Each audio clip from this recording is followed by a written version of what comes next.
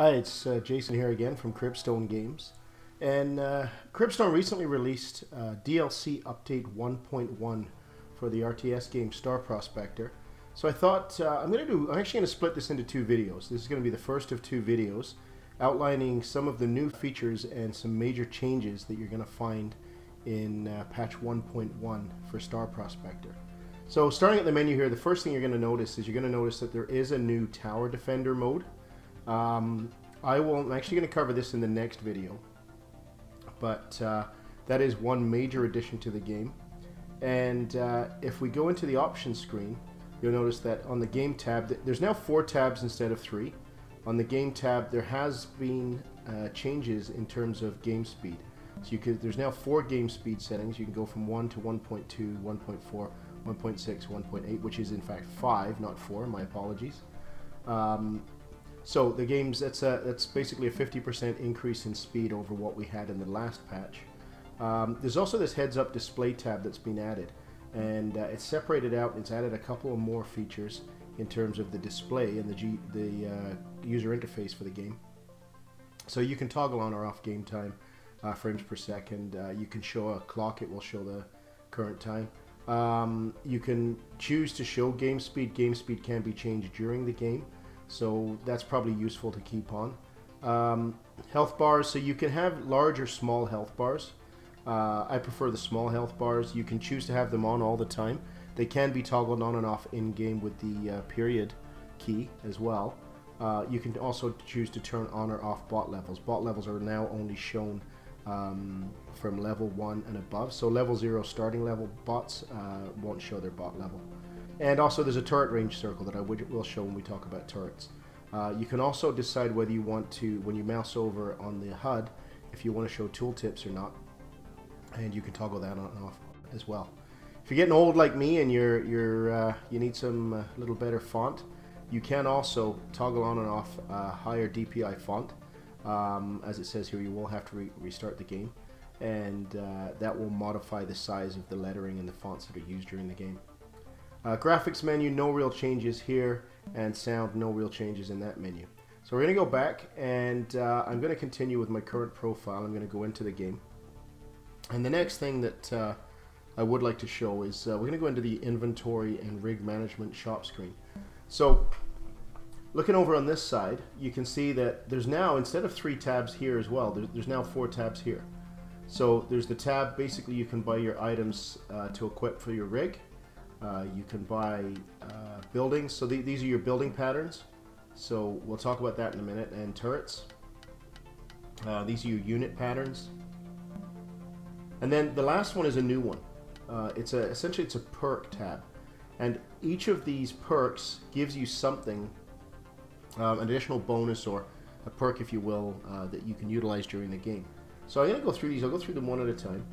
The first one is a starting ore perk, and as the description says, it'll increase your starting ore. So I believe right now you start with an ore when you start the game at 200 ore.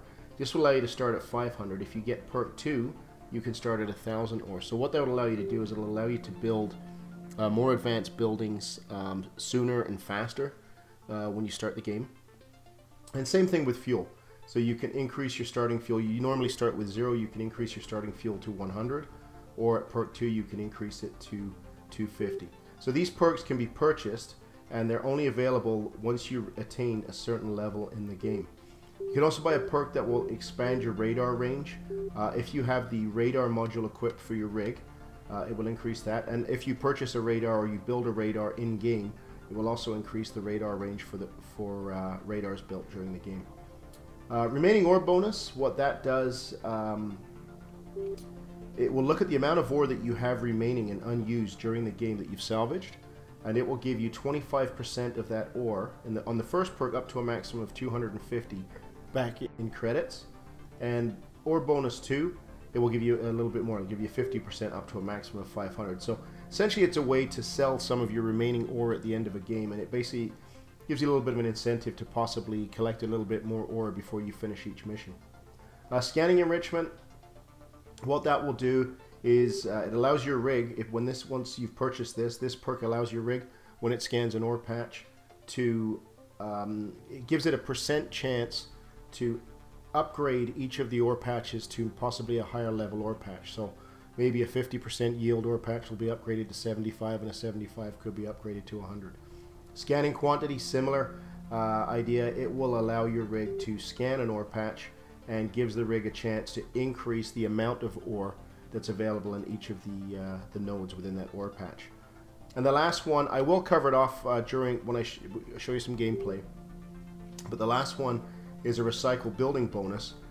We've added an option to the game whereby you can now sell or recycle your buildings, and generally at the start of the game the default is that you will get 50% of your resources back when you recycle a game.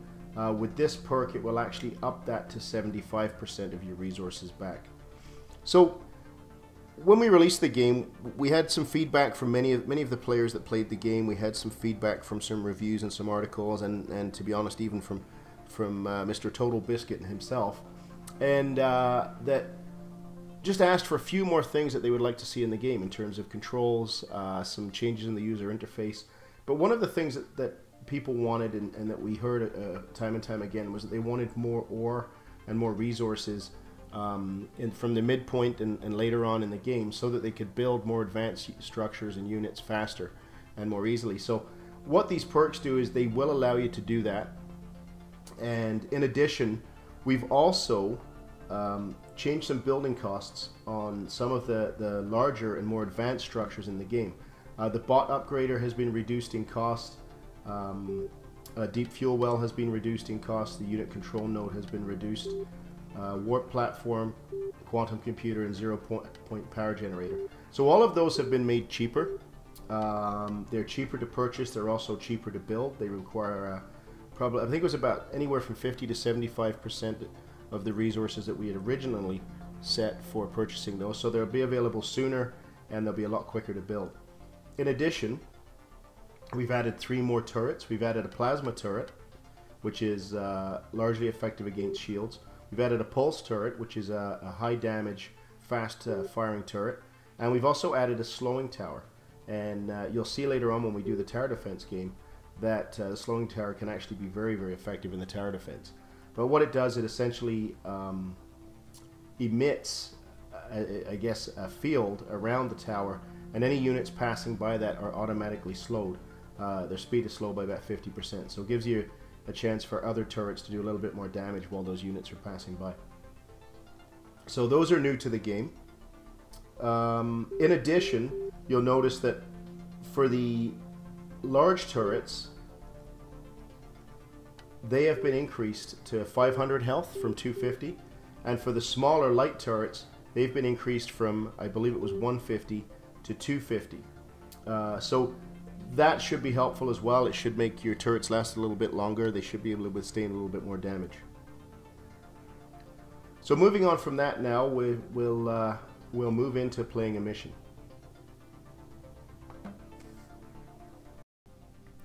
So what I've done, I've actually switched up profiles now. So I've gone to kind of one of my Uber rigs. It's a level 12 rig. Obviously I've played through most of the missions with this guy. But what it will allow me to do is, this rig does have all of the perks in place. So let me show you each of the perks and how they work in-game. And also has all of the major buildings and units available in the game as well. So what I'm going to do, I will select...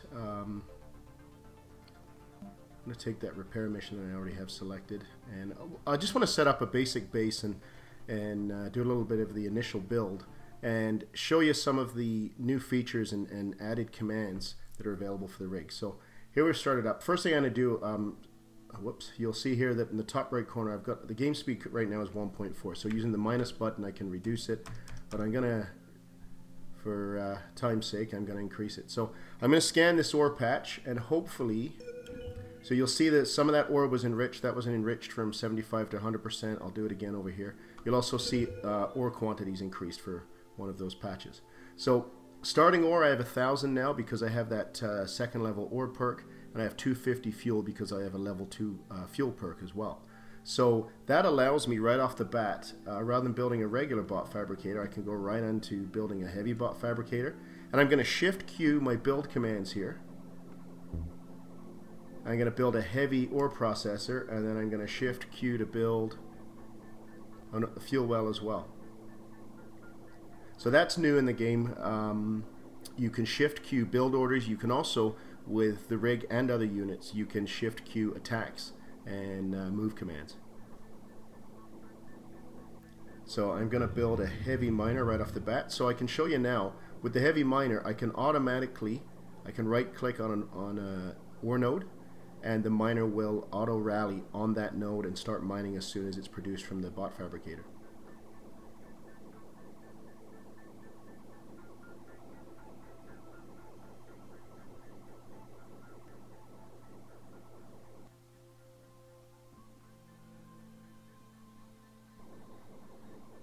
So in patch 1.1, we added many of these features, feedback we got from some players and some articles online, generally good, but a couple of things that people wanted to see, especially hardcore RTS fans, was the queued build orders, and we've added a few more hotkeys.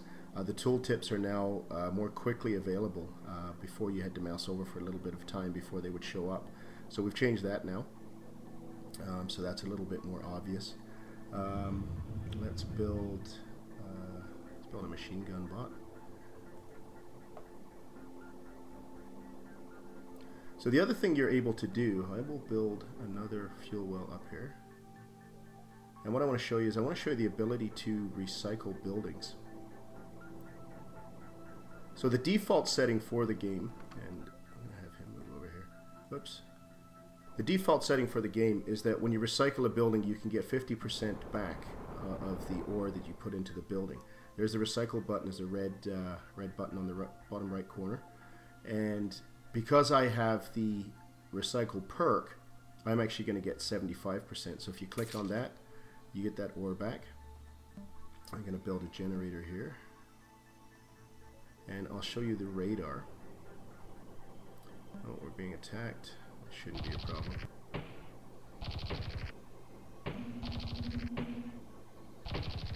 So let's have my rig take this guy out.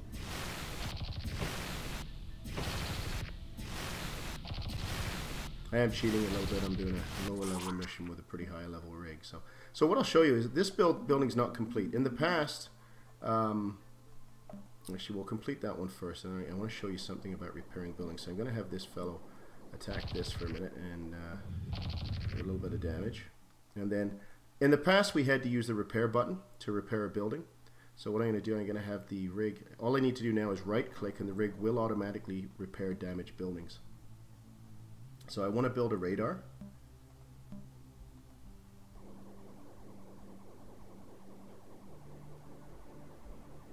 You'll see too the quantum computer, the 0-point generator, the warp platform, the bot upgrader, and the deep fuel well and unit control node level 2. They're all cheaper to purchase now. So it's a little easier to get the advanced structures up quicker, sooner, faster. And what I'll show you here is, you'll notice now the radar with the radar perk that I have. Right here. Okay, it's increased my radar range by 50%, so I can now see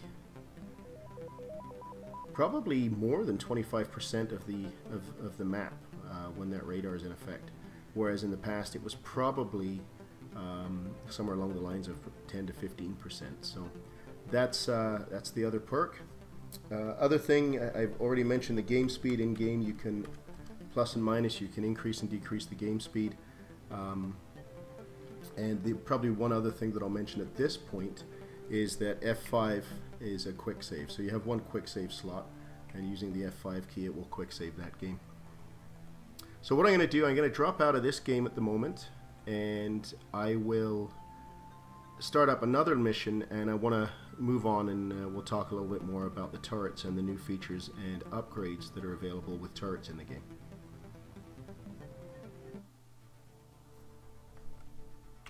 So I've got a base here that I've already started, and it's a level It's a level 7 mission, so I'm doing that with a level 12 rig, so I'm cheating a little bit just to make things a little bit easier. What I wanted to do is I wanted to show you some of the changes and some of the new features available with turrets. So I built some turrets here in this game. So you can see, first of all, if you click on a turret, you can now visibly see the range for that turret. There is a ring that shows the range very much like a radar, and some obviously are bigger than others. And you can toggle that on or off in the game options in the HUD menu. But the other thing you can also do is you can upgrade your turret. So if I upgrade that turret, you'll see that it's actually increased the range of the turret, and it's also increased the damage. So I'm going to upgrade a couple. Oh, I don't have enough ore. So what I'm going to do, I don't need this anymore, so I'm going to recycle that. And this is, they should be able to handle that. And this is ineffective against air units, unfortunately. You can also rotate turrets. This guy's a little too far away. But you can pre-rotate your turrets. You'll see later on that that's going to be very effective in the tower defense game. So what I'm going to do, I'm going to recycle these buildings because those are depleted. Give me a little bit more ore, and I might be able to squeeze out one more bot.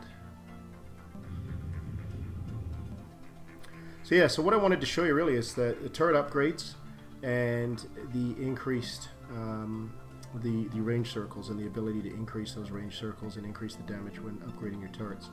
So other things that we've changed that you will notice when playing this game now, we have actually, I'm just going to go back and turn on bot targeting here. Have actually worked a little bit on the balancing for the game. With the new perks added, it gives you a little bit of a bonus in the ability to make higher powered units, more advanced structures, and level up your bots a little bit easier. So we obviously had to balance out the scavengers a little bit. So wanted to make it a little bit more challenging. Some other improvements we've made. It's hard to see on this map because this is a lava mission, so it's really just a lot of rocks. But on a lot of the other planets, there is a lot more vegetation. We have made some changes in terms of graphics, so there's a lot more vegetation, there's a lot more objects within the environment, and as a result you'll see that the environment's going to be a lot fuller, a lot richer. And we've also set it up so that scavenger raids can now, I'm going to pause for a second, so that scavenger raids can now spawn from scavenger camps and strongholds as well as from drop ships and many of the other spawn points that we had before. So a lot more opportunities to spawn raids and greater numbers. So there'll be larger spawn counts at those sites. Enemies now will level up a little bit more in terms of damage with each level in the game.